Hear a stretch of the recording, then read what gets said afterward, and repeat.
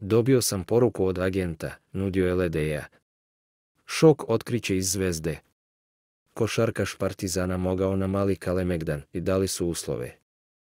Direktor Crvene zvezde, Nemanja Vasiljević, otkrio je da je ekipa sa Malog Kalemegdana na leto 2023. godine dobila ponudu da pregovara sa Zekom Ledejom. Amerikanac je jedan od najvažnijih košarkaša Partizana otkako je stigao 2021. godine, a na kraju prošle sezone pojavile su se informacije da klub nije spreman da ispuni njegove zahtjeve i da će, nakon osvajanja ABA lige, napustiti crno-bele.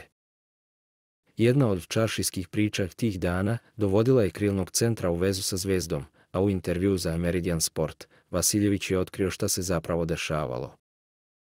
Zek nam je ponuđen sa još dvojicom igrača iz iste agencije.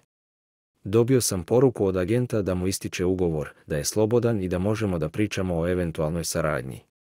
Diže se farsa da smo mi hteli nekog da otmemo, a nije tako. Mi na kraju nismo izašli sa finansijskom ponudom. Oni su rekli uslove, a mi nismo dali ponudu. Naravno, ne znamo da li bi igrač prihvatio ponudu, ali je bilo razgovora jer je bio na tržištu, rekao je Vasiljević.